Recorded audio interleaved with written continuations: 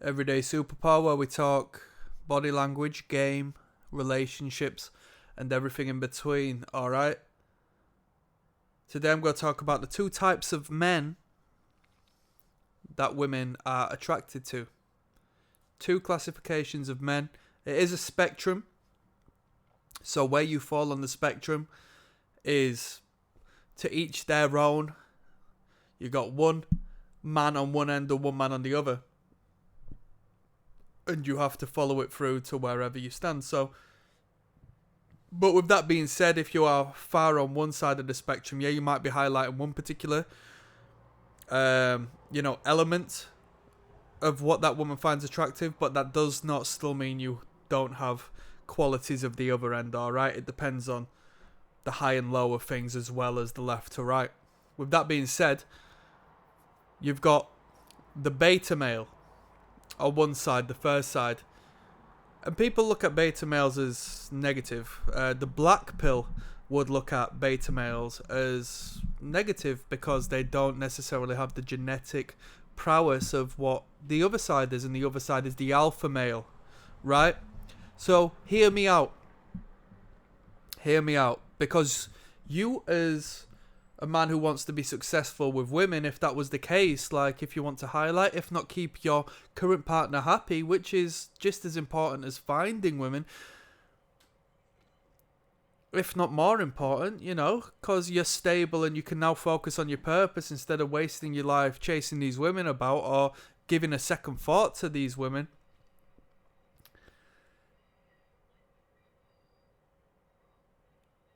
You can and should be emphasizing on both sides of things. Alright? One side, the beta side, is more easily manipulated than the other side, the alpha side. So the beta is the provider, and the provider is the financial resources, the home, the good fatherly qualities that not only create a dynamic with the woman where she can look up to you, believe in you to be the man of the household. So although it states beta, that doesn't necessarily mean you can't be dominant. It doesn't mean you can't be a dominant force in the world around other men. When it comes to these alpha men who are on the other side of the spectrum, they can still look at you in a submissive manner because you are still a dominant force, right? Depending on how you feel and what you are in comparison to how they perceive you, in comparison to them, right? The alpha side is great genetic makeup, is great health and capabilities as far as providing good offspring, okay? Realistically speaking, the attraction to both sides of this spectrum is down to what the man can provide to the child, first and foremost.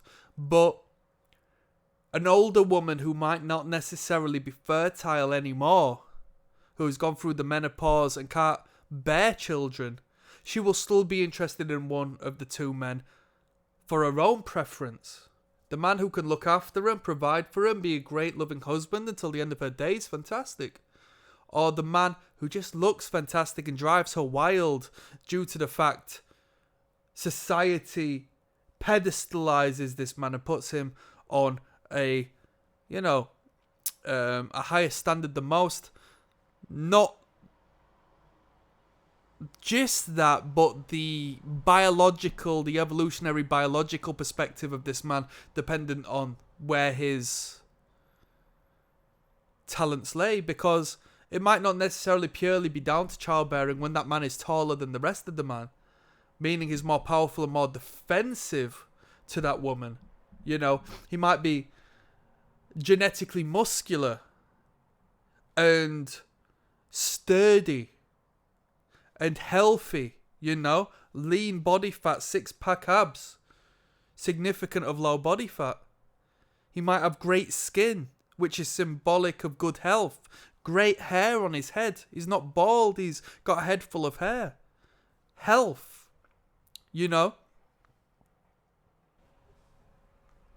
So, in your experience with women, where have you lay? Have they said, oh, you're ever so handsome, do you attract people in the street? So the alpha male, or what may be perceived on the alpha side of the spectrum, will walk down the street and garner glances from women as they look over in shock and awe and amazement and in attraction to who you are aesthetically speaking, alright? Tall, symmetrical, good bone structure, and you have to understand they are attracted because the undercurrent of this behavior is linked to their procreation. They know that their children with this person is going to create a good, healthy, good-looking, well-structured child, which will then go on to be attracting other people, which will continue on the bloodline, so on and so forth. It's animalistic.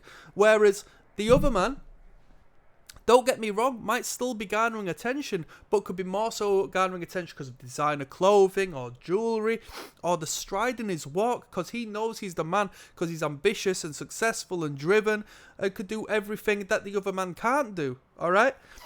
Now, when the two meet, there's such a contrasting parallel between the two that the guy who's got the money, who can create the money and who is comfortable and eats well and does everything, can look at the handsome man and think, geez, I wish I was you. You must get all of the women being so handsome. And then this guy, who's a genetic marvel, who looks fantastic, he's tall, he's got broad shoulders, he's fantastic, right? Great smile on him, piercing blue eyes. He looks at the man who's got the money and he thinks, man, I wish I had what you have. You should have so many women, given that you're so successful in your role and your position and you have such a high status in comparison to me. Both of them are rendered insecure and in awe of each other. So it depends from person to person who plays the dominant and submissive role, you see? So that alpha might not necessarily be the alpha male per se in correlation with what is the beta side of things.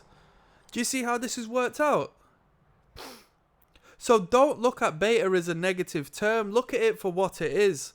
There's two sides of the same coin, and the women find both interesting and attractive, and both will cheat on one for the other, back and forth, back and forth, back and forth. And it is a spectrum. So you can be an incredibly handsome man and get your money up.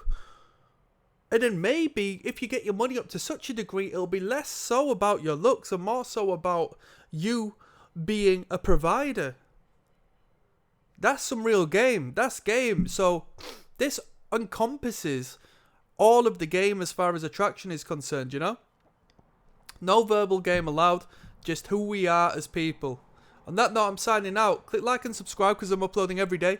2 links down in the description. One will take you through to the catalogue of body language, which is my personal, compilation of over 220 videos of how to read people through their non-verbal behaviours. I'm stuttering and buttering here. That's why I'm a non-verbal professional, not necessarily a verbal professional. Second to that is the Patreon, where you'll join me in watching real life first dates. I'll break down attraction body language, repulsion body language. You'll see it in your day-to-day, in the real world around you. You'll never forget it. You'll internalize it. That's the game. I'm signing out. Peace.